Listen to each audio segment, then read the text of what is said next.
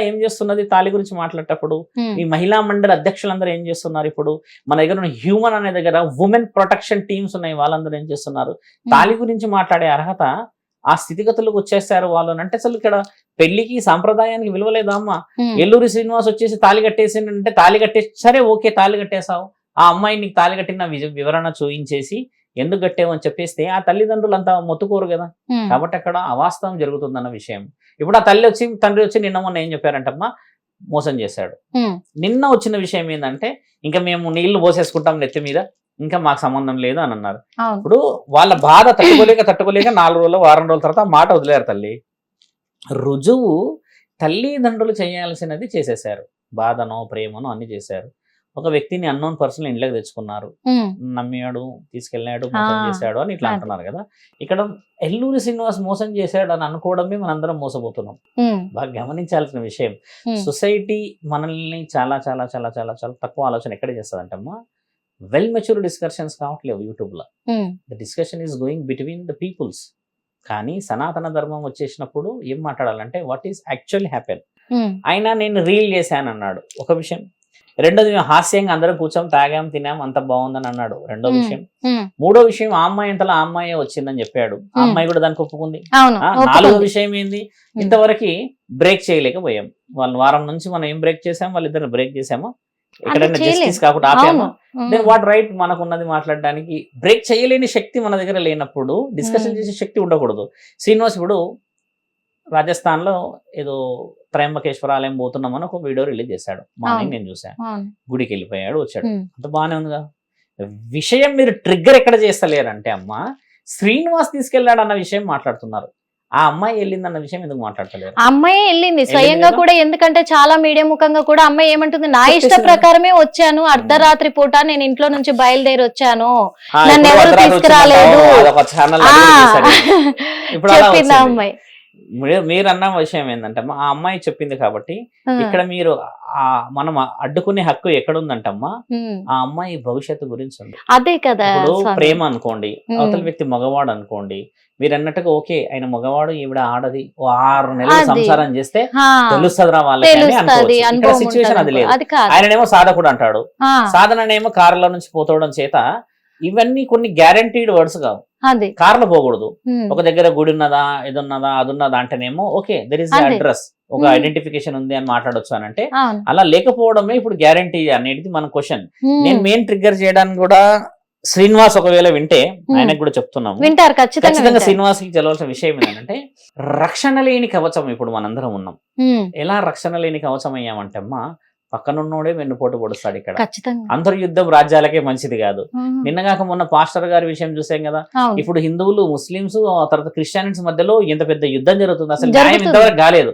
ఏం జరిగింది అనే విషయం తెలియదు కానీ చాలా ఎత్తున మాట్లాడుతున్నారు. ఇప్పుడు మనలో మనకి రక్షణ కోల్పోయినట్టు ఏంటంటే ఎవరో ఒకళ్ళు ఉంటారు చీడ పురుగు, ఒక రాయి వేసేస్తే అందులో మంచి వాళ్ళు ఉంటారు చెడ్డ వాళ్ళు ఉంటారు, అందరికీ సమస్య ఏర్పడిపోతుంది. ఇలాంటి విషయం ఏంటంటే శ్రీనివాస్ రాష్ట్రాలు దాటిపోతున్నాడు, రాత్రి ఎక్కడో ఉంటాడు, అర్ధరాత్రి పూట ఇంకో రాష్ట్రంలో ఎక్కడో ఉంటాడు కదా. అమ్మాయి ఉండడం చేత ప్రమాదం, ఎందుకంటే ఆకతాయిలు ఉండవచ్చు కదమ్మా. ఇప్పుడు ఇది మెయిన్ రక్షించేంత శక్తి ఆయన దగ్గర ఉంది. ఆయన రక్షించవచ్చునేమో, ఆయన కారణ జన్ముడు కాబట్టి ఆయన దగ్గర బ్రహ్మాస్త్రాలు ఉండవు. కారణ జన్ముడు అంటారా? ఇప్పుడు శ్రీనివాస్ కి బ్రహ్మాస్త్రం ఉన్నది అనుకుందాం నా చేతిలో, బ్రహ్మాస్త్రం ఎవరి మీద ఉపయోగిస్తాడు? ధర్మం మీద ఉపయోగించాలి. ఇప్పుడు అధర్మంగా వచ్చి ఎగబడితే ఎవరి మీద ఉపయోగిస్తాడు అంటున్నా, మత్తు తాగొచ్చి బాగా తాగొస్తారు, 10 మంది 20 మంది ఎగబడతారు, ఎంతమందిని ఆపగలుగుతాడు ఆయన? ఇప్పుడు ఆపలేడు కదమ్మా. ఆ అమ్మాయి చూడండి ప్రమాదం అక్కడే ఉంది. నేను అది కావద్దంటున్నా, దేవుడు పరమాత్ముడు దయ, ఎందుకంటే అమ్మాయికి చాలా భవిష్యత్తు ఉంది.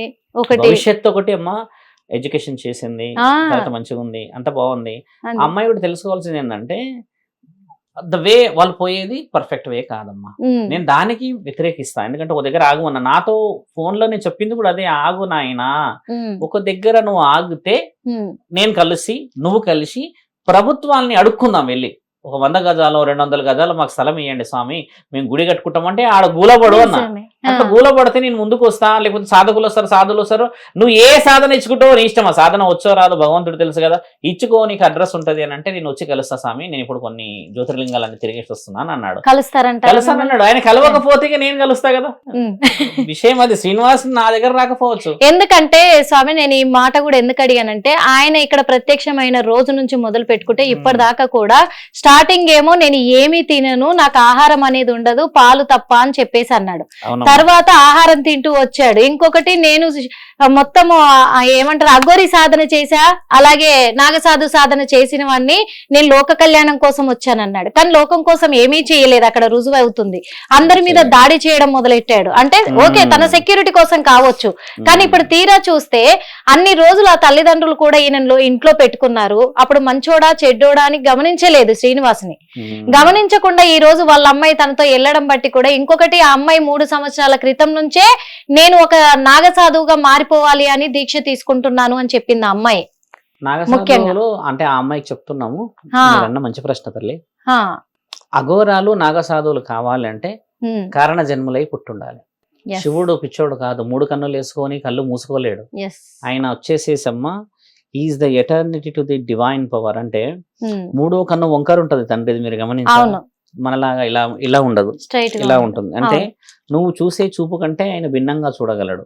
నువ్వు ఉదాహరణకు ఒక వ్యూహం వేసావు అనుకో తల్లి, Thursday evening I'm going to at 6 o'clock అంటే ఆయన థర్స్డే ఈవినింగ్ ఇప్పుడు చూడగలడు, నువ్వు థర్స్డే వరకు వెయిట్ చేయాలి. అంటే జ్ఞానాన్ని రుజువు చేయగలిగిన మహాజ్ఞాని ఆయన. అలాంటి జ్ఞాని నాగసాధువులు, అఘోరాలు, సాధ్వికులు, అఘోరిని ఇలా 14-13 అఖాడాలలో ఉన్నారు కదమ్మా. వాళ్ళంతా పిచ్చోళ్ళు కాదు తల్లి, వాళ్ళంతా కారణ జన్ములమ్మా. వాళ్ళు కళ్ళ నిప్పులు చెరుగుతూ ఆకలి కోసం ఎదురు చూస్తారమ్మా. భిక్షతోనే అన్నం తింటారు. వండుకొని తినడం చూసామా ఎక్కడన్నా? లేదు. ఇంత కుంభమేళలో మీరు గమనించండి, అఘోరాలు వండుకున్నది కనబడదా? వాళ్ళు వండుకోరు అసలు, వాళ్ళ స్థితిగతే వేరు. అలాంటి ఒక బంధన అమ్మ. నేను నాగసాధువు కావాలి అనగానే శివుడు రామ్మ అని తీసుకొని కూర్చోబెట్టుకోడు ఒళ్ళో. నీ వంశ చరిత్ర చూస్తాడు, నీ యొక్క ఇలవెలుపుల కులదైవ ఆజ్ఞ చూస్తాడు. అంతకు మించి అంతఃకరణ శుద్ధిలో నీవు ధర్మం గురించి సమాజం గురించి ఉన్నావా లేదా అనేది చూస్తాడు. అందుకే వాళ్ళు రూపాయి తీసుకోరు. సాధువులు చాలా మందికి మొన్న మనం డబ్బులు ఇచ్చే ప్రయత్నం చేశాం మహాకుంభమేళలో. చాలా మంది రిజెక్ట్ చేశారు, కొట్టారు, తిట్టారు, కెమెరాలు పగలగొట్టారు. ఇవన్నీ ఎందుకు? ఇఫ్ దే ఆర్ నాట్, అంటే నేచర్ కి అగెనిస్ట్ గా వాళ్ళు ఉన్నారు కాబట్టి నేచర్ ని యాక్సెప్ట్ చేస్తున్నది. వీళ్ళు మీరన్నట్టుగా ఈ అమ్మాయి నేను సాధకురాలై పోయాను అన్నారు అనుకో అమ్మా, యాక్సెప్ట్ చేయడానికి ఎవరున్నారు అక్కడ? 15 అఖాడాలలో ఉన్న ముఖ్యమంత్రులు యాక్సెప్ట్ చేయాలి. ముఖ్యమంత్రులు యాక్సెప్ట్ చేయకపోతే ఉప ముఖ్యమంత్రులు యాక్సెప్ట్ చేయరు. నాకు అక్కడ రిజర్వేషన్స్ లేకపోతే ఎవరన్నా ఏమంటారు, మనం ఏమంటారమ్మా రికమెండేషన్స్ పంచేవు అక్కడ.